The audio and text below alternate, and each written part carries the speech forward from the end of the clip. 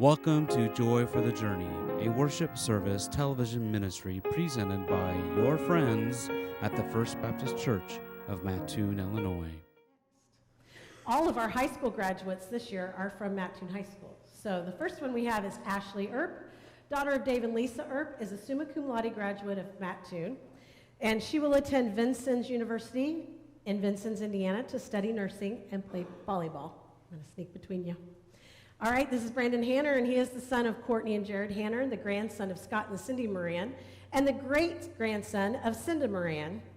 And he will be working for Mears Automotive and attending Lakeland College for automotive mechanics. And Mac, McKinley Edward, did you know that? No. You do now. Mac Spears is the son of Anthony and Gina Spears, and Mac will continue to work at Taco Bell until he gets the call that the Army is ready for him. And this is Lily. She's a graduate as well from preschool. And next to Lily is Hannah Alvis, the daughter of Tracy Williams and Jared Alvis, fiance to Ryland Shriver down there. And she is a summa cum laude graduate of Northern Michigan University with a bachelor's degree in elementary education with a specialization in language arts. Hannah and Ryland are moving to Idaho. That's where his parents live. And she will be pursuing a job as an elementary teacher of hopefully first or second grade. Their wedding is scheduled for June of 2025. This is Nick Doty. He's not going anywhere, we hope. So, he's the son of Sharon Brown and will graduate from Eastern Illinois University in December of 2024 with a Bachelor of Arts in History with departmental honors. And he plans to go to seminary for a Master of Divinity and pursue a path of ministry. Kyra Estacio is the daughter of Greg and Kathleen Oakley and the wife of Stephen Estacio, and she is a graduate of Lakeland College with an associate's degree in early childhood education. She plans to continue her education at Eastern Illinois University and hopes to become a preschool teacher. I know this one. This is Kristen Hennis. She's the wife of Craig Hennis and the mother of Hadley Hennis. I kind of like that Hadley. And she graduated from Eastern Illinois with a Master's of Business Administration. And she is a certified credit analyst at Washington Savings Bank in Mattoon. Alex Krug is the son of Catherine and Todd Tweedy and a graduate of Eastern Illinois University with a bachelor's degree in digital medial technology. He currently works at Deepholz Auto in Charleston, and he is Liberty's boyfriend, so we would see him around here at church, and also he was one of my Wednesday night helpers. Sorry. Okay, Marina Ryan is the daughter of Chris and Michelle Ryan and a graduate of Lakeland College with associate's degree in arts business. In the fall, she will attend Eastern, working towards a degree in graphic design. This is Rolly. I knew I'd get a little hug from Rolly. It's always nice to come next to Rolly. Rolando Monte de Oca is the husband of Corinne and the father to Rowan and the little one that will be born in the fall. He's a graduate of Lakeland College with a registered nursing degree, and he will continue to work at Mattoon Police Department. And when he's not there, he plans to work at Sarah Bush Lincoln Health Service on 4 East Med Surg Unit. So he has nothing to do. This is Ryland Shriver, as I talked about with Hannah. He is the son of Monica and Kevin Shriver and the fiance of Hannah Alvis. And he is also a graduate of Northern Michigan University with a bachelor's degree in health and physical education and a minor in coaching. He and Hannah are moving to Idaho, and he will pursue a job as a health and physical education teacher, and they are getting married in June of 2025. Avery doesn't have to wait so long to get married. She's the daughter of Greg and Rachel Smith and the future wife of Brett Pfeiffer in less than 3 weeks. She received her associate's degree in arts and aesthetics license from John A. Logan College, the Royal School of Cosmetology. And she will be working as an esthetician. Did I say that? Okay. At Exhale Studios, eventually owning her own spa in Shelbyville, Illinois.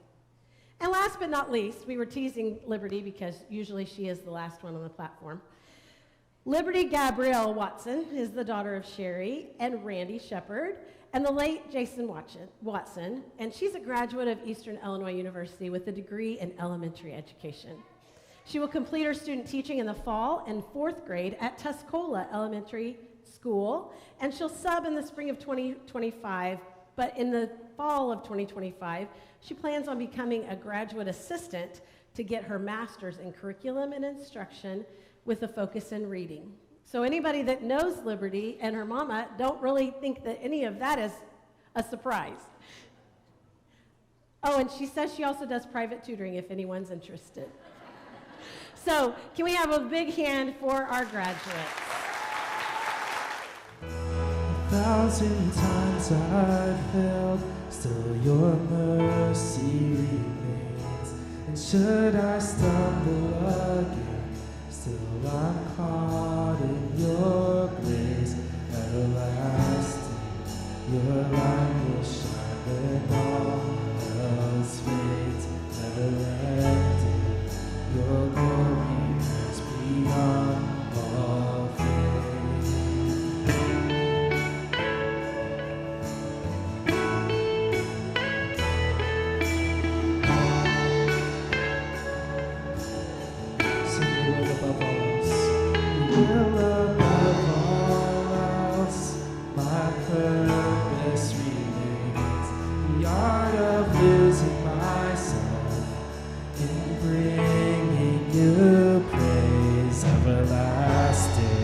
Your light will shine when all else fades, never ending. Your glory goes beyond all faith. Yeah, in my heart and my soul, Lord, I give you control. Conceal me from the inside out, Lord. Let justice and praise become my embrace, to love you from the inside out.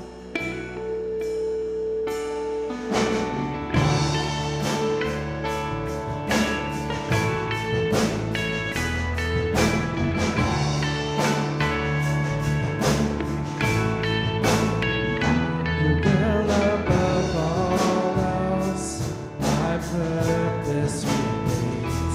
The art of losing myself, bringing you praise. Everlasting, your light will shine when all else fades. Never ending, your glory goes beyond all. Yeah, my heart and my soul, but I give you control. Conceal me from the inside out, Lord. Let justice and praise become my embrace, to love you from the inside out. Everlasting, your light will shine when all else fades. Never ending, your glory goes beyond all faith. And the cry of my heart is to bring you praise from the inside out, Lord. My soul cries out.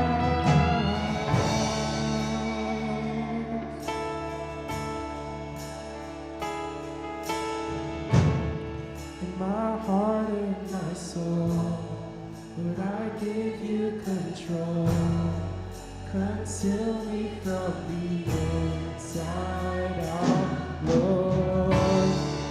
Let justice and grace become my embrace, to love you from the inside out. Everlasting, your light will shine when all else fades. Never ending, your glory goes beyond all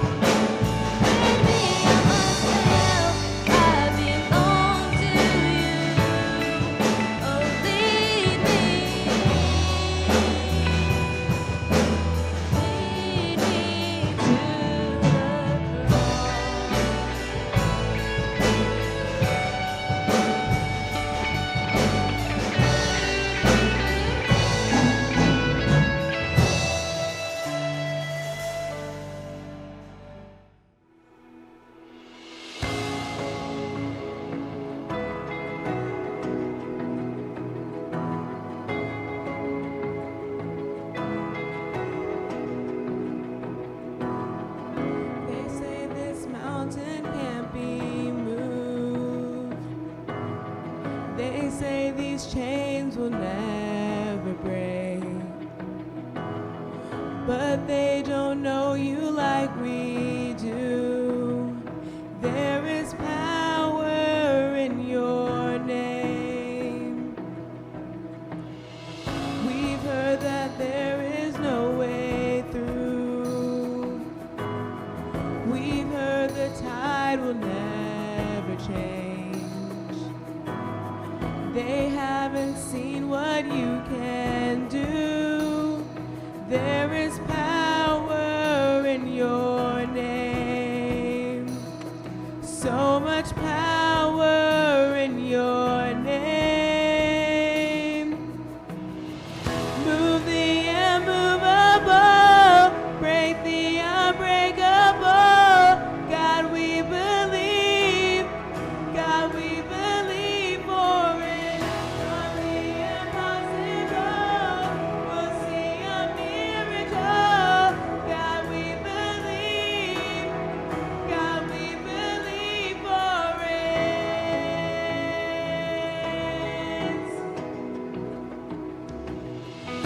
We know that hope is never lost. Oh, for there is still an empty grave. Oh, God, we believe no matter what. There is power in your name. So much power in your name. Move the unmovable, break the unbreakable. God, we believe. God, we believe for it. From the impossible, we'll see a miracle. God, we believe. God, we believe for it.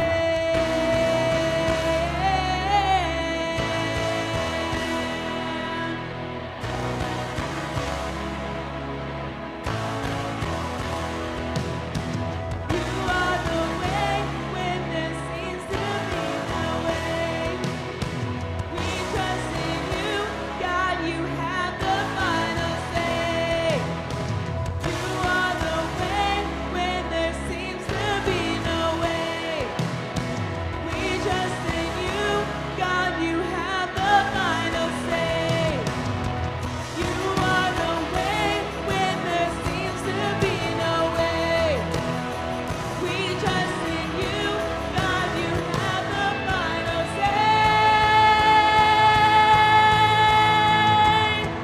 Move the unmovable, break the unbreakable.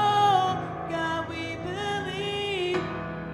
God, we believe for it. From the impossible, we'll see a miracle. God, we believe. God, we believe for it.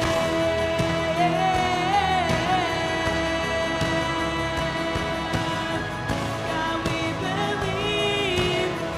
God, we believe for it.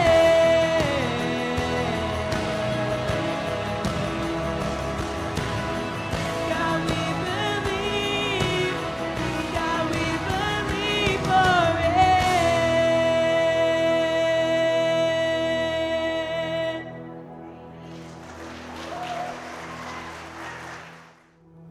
Today I will be reading Matthew 5:1-16. Now Jesus saw the crowds. He went up on a mountainside and sat down. His disciples came to him, and he began to teach them. He said, "Blessed are the poor in the spirit, for theirs kingdom in heaven. Blessed are for those who mourn, for they will be comforted. Blessed are those who meek, for they will inherit the earth. Blessed are those who hunger and through thirst righteousness, for they will be filled. Blessed are the merciful, for they will be shown mercy. Blessed are the poor in the heart, for they will see God. Blessed are the peacemakers, for they will be called children of God. Blessed are those who are persecuted because of their righteousness, for theirs is the kingdom of heaven. Blessed are you when people insult you, persecute you, and falsely say all kinds of evil against you because of me. Rejoice and be glad, because of a great reward in heaven. For in the same way they persecuted the prophets who were before you. You are the salt of the earth, but if the salt loses its saltiness, how can it be made salty again? It is no longer good for anything except to be thrown out and trampled underfoot. You are the light of the world. A town built on a hill cannot be hidden. Neither do people light a lamp and put it in under a bowl. Instead, they put it on its stand and gives its light to everyone in the house. In the same way, let your light shine upon you before others, that they may see your good deeds and glorify your Father in heaven. The author Mark Twain once said, "The two most important days in your life are the day that you're born and the day that you find out why." And today is Graduate Sunday, where we recognize and honor our graduates.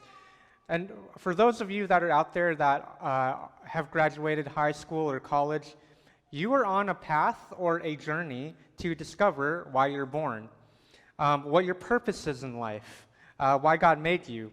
And there might be others of you that are sitting there that you graduated years ago, and you're still trying to figure that out. Maybe you're sitting here today, and you feel a little lost or aimless in life, like a leaf blowing in the wind. So I want to begin, if we could go ahead and skip a couple slides.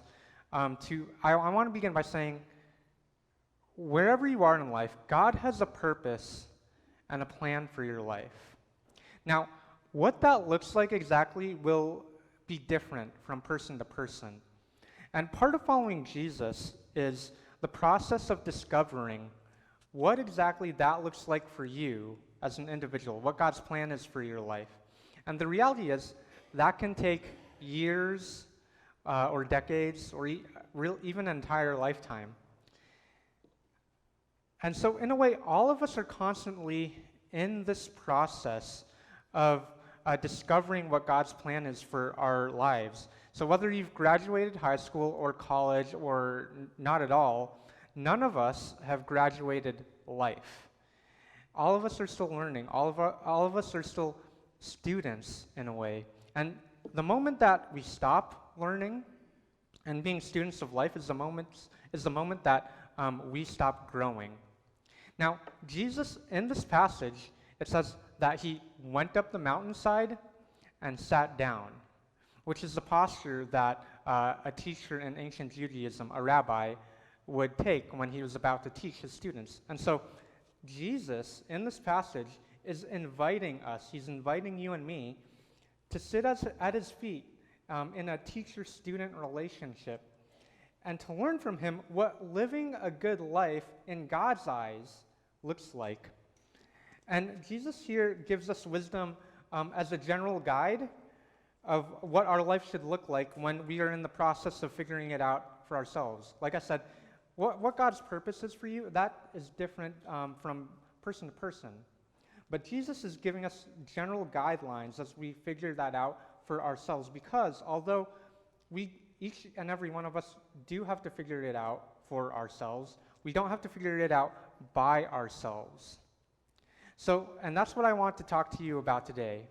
There are two things. And I want to say two parts, but they're not really two parts. They're really like two overlapping themes. I want to talk about, one, what God's purpose for your life means. What does it mean to have purpose in our lives, in God's eyes? And number two, what that purpose looks like. You guys with me this morning?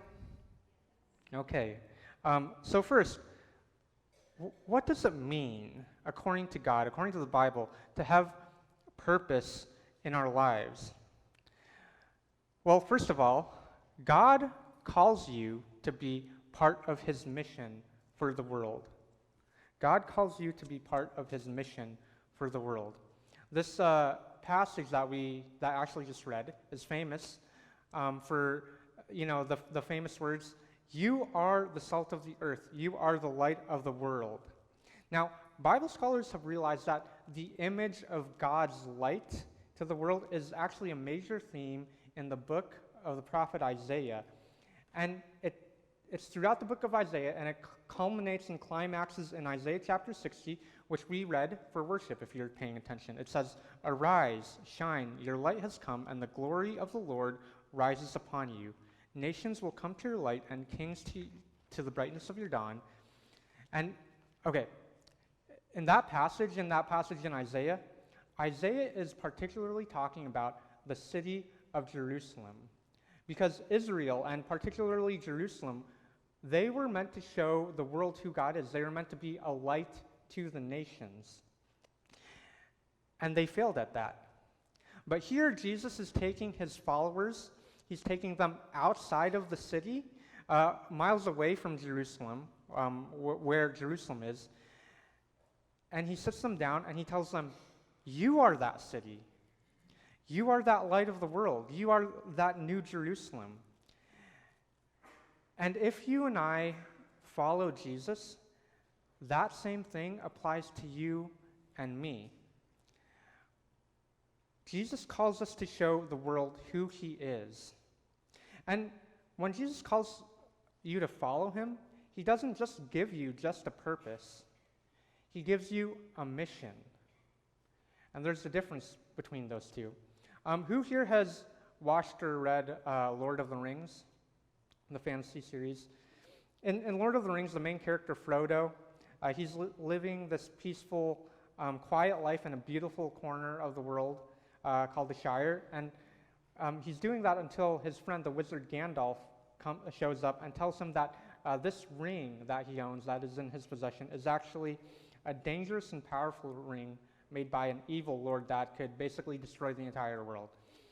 And so the whole series is Frodo setting off on this journey, this quest to find out how to destroy this ring. Before Gandalf came, Frodo already had a purpose in life. His purpose was to just enjoy life in the Shire, drinking beer and singing songs. But when Gandalf shows up, he gives Frodo a mission. And so God doesn't just give us a purpose in life, he gives us a mission. And what's that mission? It's to point others to God through our life, through our words and our actions, by what we say and what we do. And many times we go throughout our lives without God's mission in mind. See, when God called Abraham to follow him, he didn't just bless Abraham just for the sake of blessing him. God blessed Abraham and his family so that they could be a what? So that they can be a blessing to the world by pointing the world to God in the way that they lived their lives. And as followers of Jesus, as Abraham's spiritual family, we are meant to be a blessing to the world. We are meant to be a blessing to others by living a life that points to God. And so I think it's worth asking ourselves, am I living a life that blesses others and points them to God in my words and in my actions, by what I say or what I do? And you don't have to be in formal ministry to do that. The story that I'm about to tell you, I've told the youth so many times, they're probably sick of hearing it. I became a Christian in 6th grade, but it wasn't until junior high, when I went to this conference called Dare to Share, you might have heard of it before, that I gained this passion and desire, not only to share my faith with my peers, but to really live it out. And so by the time I entered high school, my goal for all those 4 years of high school was to be known as the kindest, most loving person in the entire school, which I realized was a pretty ambitious idea. But I wanted to be the kind of person that reflected Jesus' love, so that people would think, the way that Michael lives, the way that he talks to people, the way that he treats people is different. And I kind of want what he has. And sure enough, by the end of my senior year, by the grace of God, I was voted as the friendliest person in my graduating class. And I always challenge our youth to compete with each other to see who can be known as that type of person. Now, why am I sharing with you something that happened all the way back in high school? Well, I'll be 31 this month, but to this day, those 4 years of high school, to this day, were the biggest opportunity I've ever had in my life to share my faith with people outside of the church that don't know Jesus. And as someone training to be in pastoral ministry, and Pastor Dennis too, our immediate responsibility is to you, to the church, so to Christians. So our time with people outside of the church is actually relatively limited. But you, sitting here in the pews, you're constantly in contact with people outside of the church that don't know Jesus. Your coworkers, your friends, your bosses, your clients, your classmates. Are we living lives that point people to Jesus?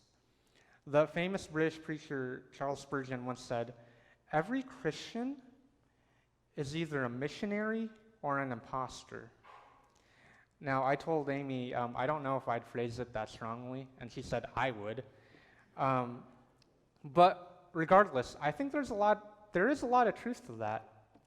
If you claim to follow Jesus, like it or not, you're a missionary. You represent him in your life.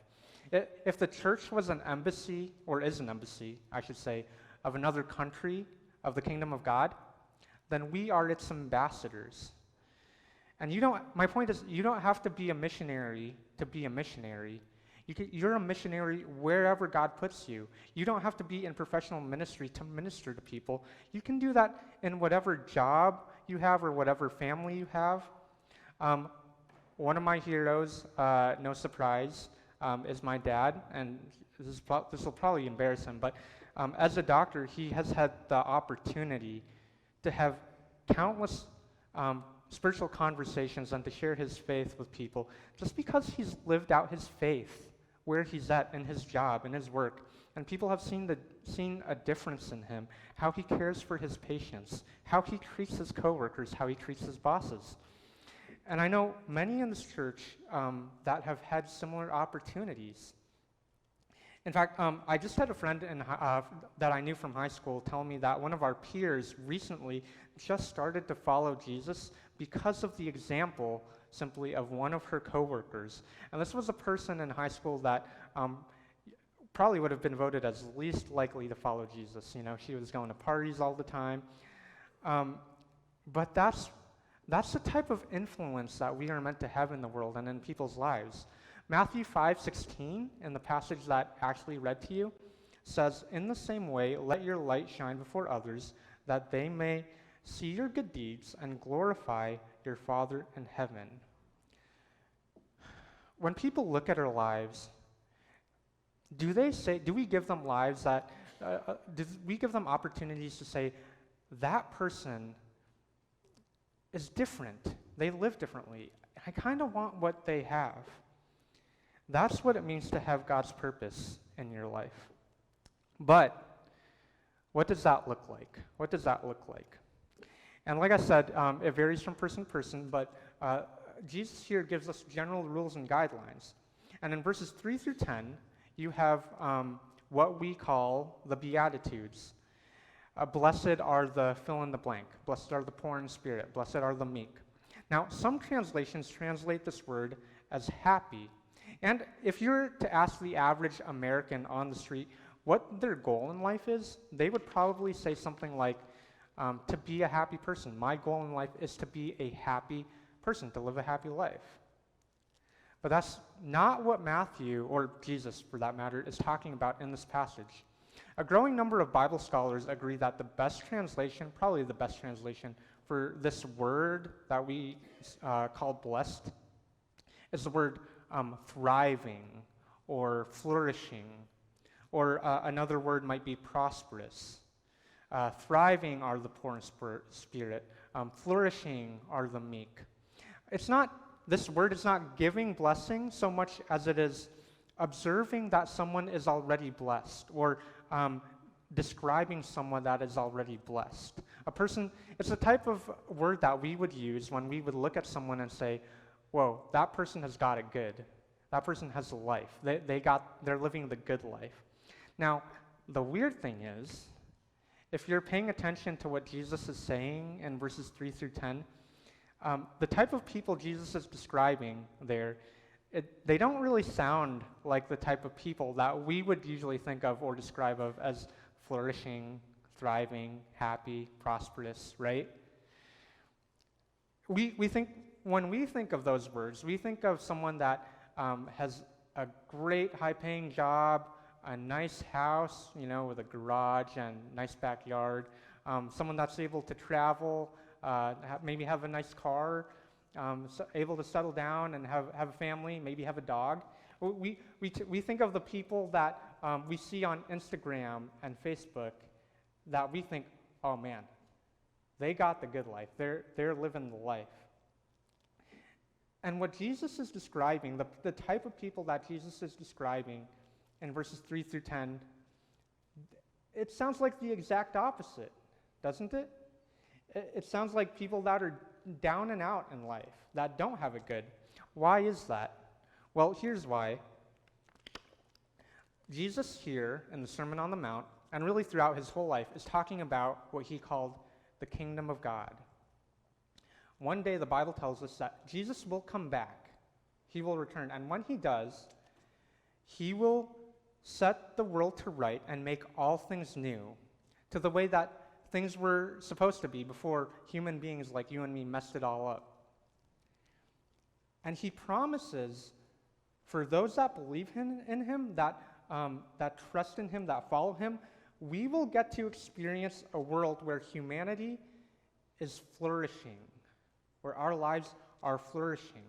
That's the hope that you and I have to look forward to in the future. But because of that hope, because of that, the Bible also tells us that those of us that know and follow Jesus, we can experience a taste of that joy and peace in the present life, right here, right now, today. And I have proof of that, actually, here in this very church. I don't suppose Sue Turner is sitting here today, is she? Okay. Well, if she was, and I walked up to her and I asked her, Sue, how are you doing today? Do you know what she would say? Blessed. Doesn't matter how much chronic pain she's in, doesn't matter how tired she's in, doesn't matter all the ups and downs in life I know that she's seen and gone through. Whenever I ask her that question, without fail, she always gives me the same exact answer: blessed. Now, how or why is someone like Sue Turner able to say that with a smile in her face? Is she faking it? If you know Sue, then you would know that that is not the case. Sue gets it. She has it exactly right.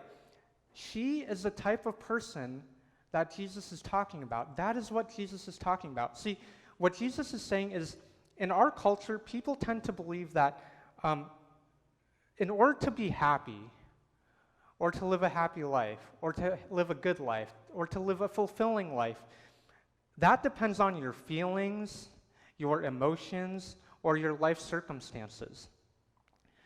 But the Bible tells us that there is a contentment that you can have in all circumstances. There is a peace that transcends all understanding. There is a joy that is deeper than any happiness that this world can give or take away from you. Paul talks about that in Philippians chapter 3 and 4. And that joy and peace, that contentment, only comes from knowing Jesus Christ as your Lord and your Savior. And wouldn't it be great to have that joy, peace, and contentment in your life no matter what the circumstances? Doesn't that sound good? Doesn't that sound like the good life? Isn't that something that you want in your life? Jesus says, it's yours. It's yours to take if you follow me. And what Jesus is doing, he's describing two different types of people. One that already know and experience that joy and peace for themselves, or two, if these verses in the Beatitudes, if they describe your life, you're in a perfect position in life to receive God's kingdom with open hearts and open arms. In the future, ultimately, yes, but also as a taste of it in the present. You have a front row center seat into God's kingdom. That's what he's describing. Now, unfortunately, many Christians, maybe even most Christians, a lot of times we look at just as anxious, angry, bitter, jealous, just as much as the rest of the world. And I think it's because there's a part of us deep down, we still haven't fully trusted in the gospel and the good news. We still haven't fully rested in Jesus. And Jesus is inviting you and me to rest in him. He says in Matthew 11:28, I believe, "Come to me, all who are weary and heavy laden, and I will give you rest." That's the type of life, that's the type of heart that you can have and experience in Jesus Christ. Don't you want that? Now, finally, what happens when we live that out? What happens if Christians like you and me live out this truth and reality in the world? What is the result of living out that peace and joy and contentment?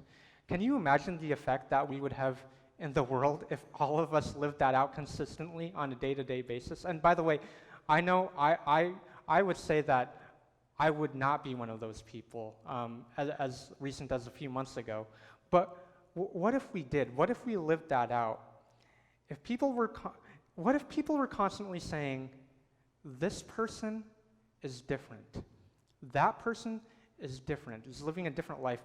I want what he or she has.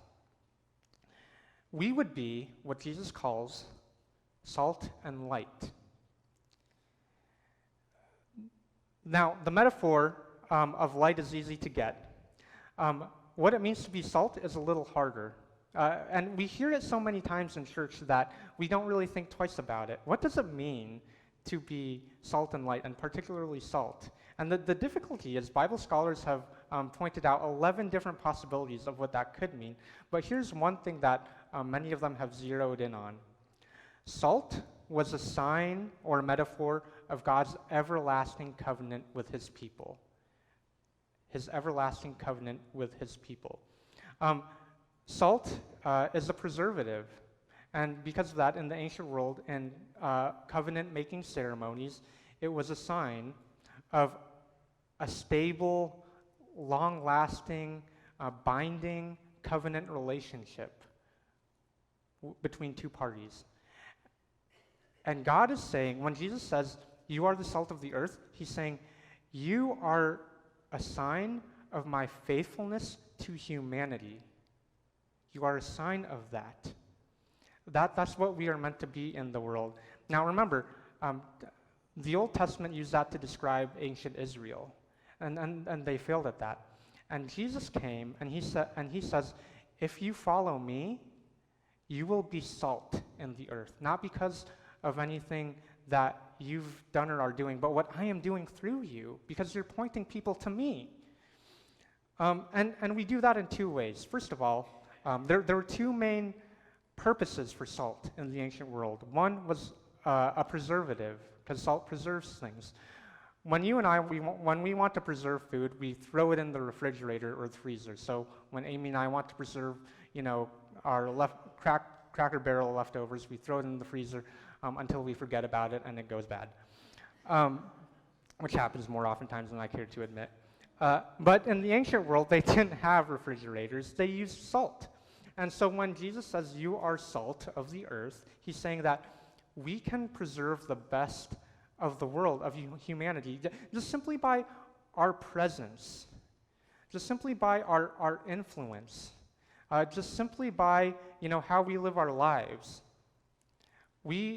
Whether we realize it or not, the church has kept the world from going off the rails, from growing haywire.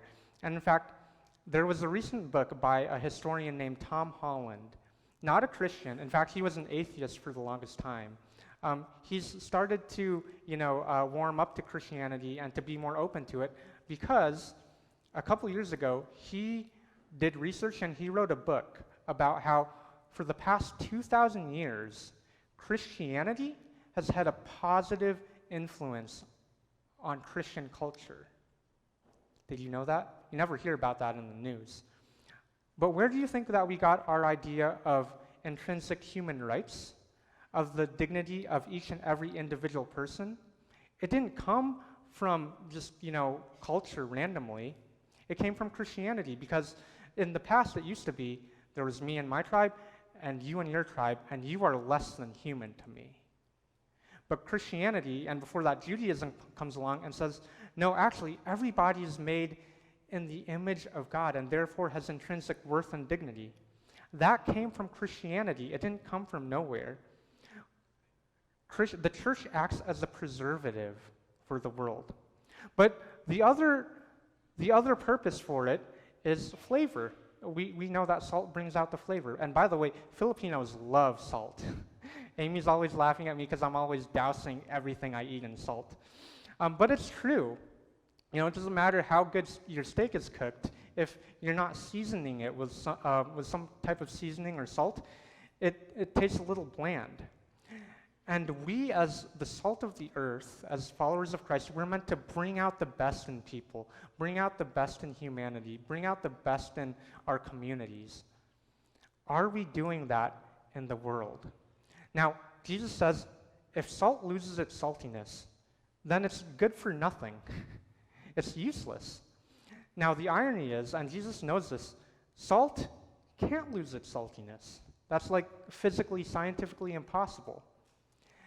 And in the same way, Jesus is saying, be who you are already in me. You are the salt of the earth. Be salt. I remember being at a basketball game when I was in 8th grade or 7th grade maybe, and I remember the coach pulling his point guard aside and saying, hey, you're my point guard.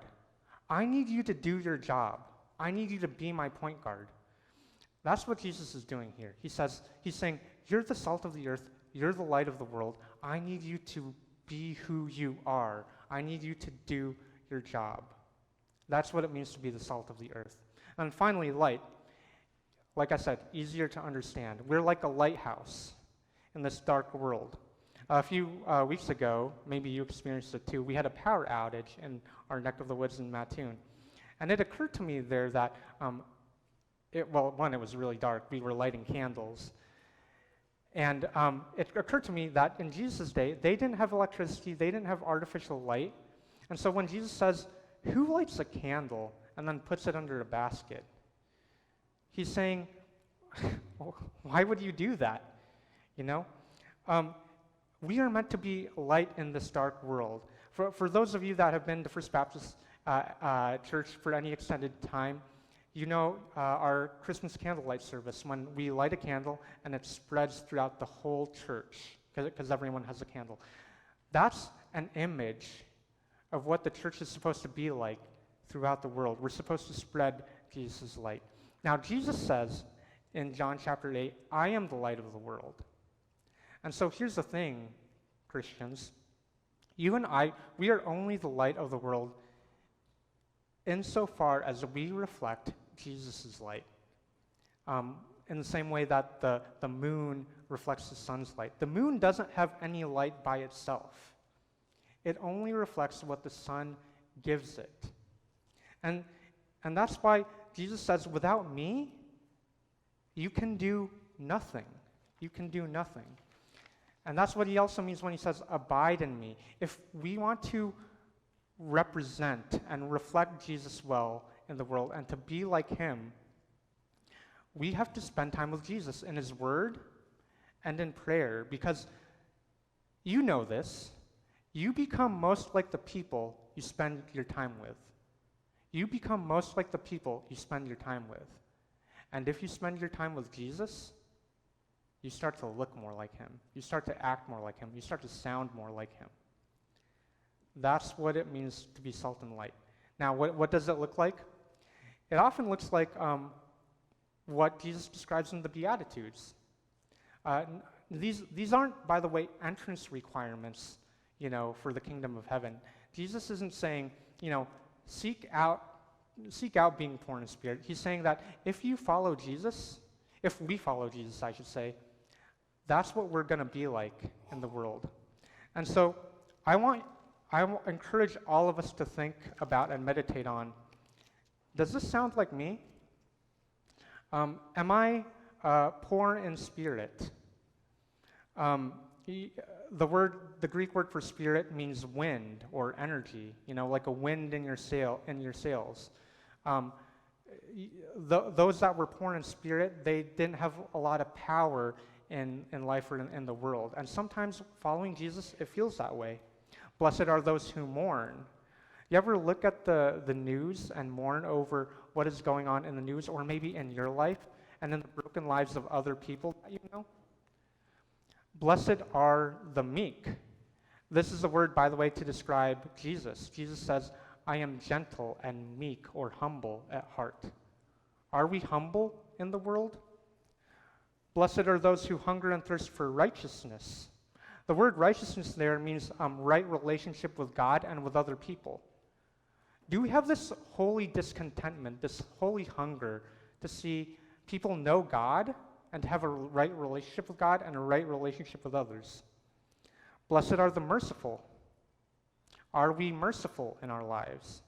I know that sometimes I'm not, even if it's just deep down in my heart. Are we merciful in our lives? Blessed are the pure in heart, for they will see God. Are we pure in heart, not just outwardly in our actions, but inwardly? Are we fostering love for other people and with other people? Blessed are the peacemakers. Are we making peace in people's lives, in our family first and foremost, in our work, in our jobs, in our social circles? And then finally, blessed are those who are persecuted. Blessed because of righteousness, for theirs is the kingdom of heaven. Blessed are you when people insult you and persecute you and falsely say all kinds of evil against you because of me. Last week, Pastor Dennis gave an example of someone that because of his faith was being persecuted. And we as Christians, we can expect to be misunderstood by the world and by our culture. And Jesus says, rejoice. Paul says rejoice because we are counted as part of God's people. And this is what we do. This is what we're supposed to do when that happens to us. 1 Peter 2:12 says, live such good lives among the pagans or among the unbelievers that although they accuse you of doing wrong, they may see your good deeds and glorify God on the day he visits us. If you follow Jesus, you and I, we will be misunderstood. But there will be something in our lives that will be oddly attractive to other people, such that one day they might follow Jesus themselves. I talked about my time in high school. Not everyone that I reached out to or witnessed to became a Christian right then and there. But you know what? I've kept in contact with a lot of them. Turns out God used those 4 years of high school to plant seeds in their hearts so that one day they eventually did follow Jesus. I can name names for you if I wanted to. And that's the type of influence and effect that you and I can have and are supposed to have. We're supposed to be odd to the world. We're supposed to be odd to the world, but we're also supposed to be oddly attractive. And that's all I've been trying to say this whole time. Are we living lives in such a way that people are saying, he's different, she's different? I wonder what makes them that way. I wonder what makes them tick. And of course, the answer to that, we know, is Jesus. Are we living our lives in such a way that point others to Jesus? Now, final point. As we do this, as we discover God's plan for our lives, first of all, this isn't directly from the text, but you and I, we will spend our entire lives discovering God's plan for us. Never stop learning or listening to God's voice in your life and where he may be leading you. When I became a Christian in 6th grade, but I started studying psychology in college and got my master's in counseling because I thought that's where where God was taking me. Turns out he had another idea. He took me into pastoral ministry. And that's what it looks like to be a Christian in different ways. God will lead you to one place, not necessarily a physical place, but he'll lead you to one chapter in your life and then take you to another chapter. He'll lead you into one season and take you into another season. Remember what I said at the very beginning. Never stop learning and never stop listening to God's voice in your life. And then secondly, as we do that, as we continue to be on our way to finding out God's plan and purpose for our lives,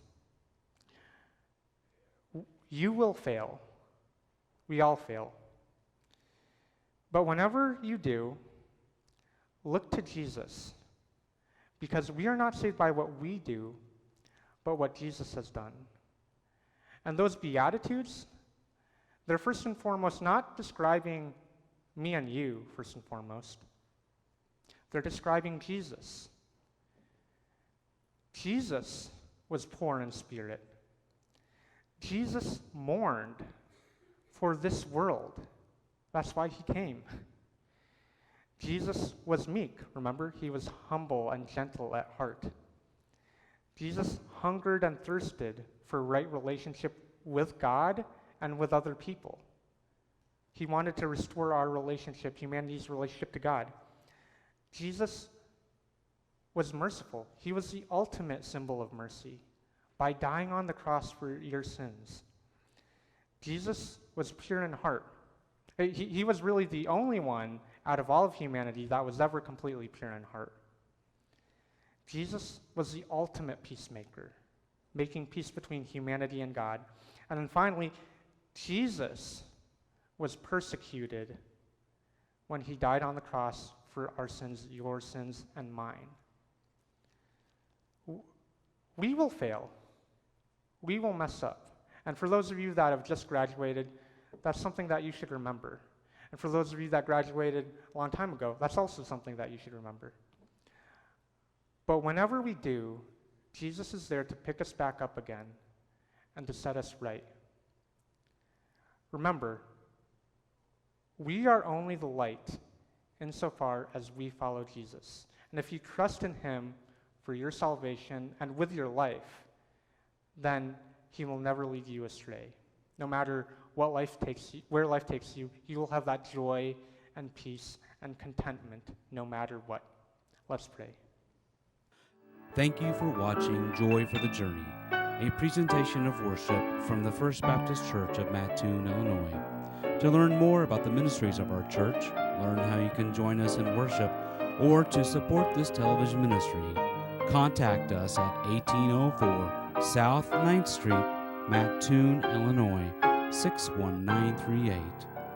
You can also visit us at our website, www.fbcmattoon.org. First Baptist Church, a family for everyone.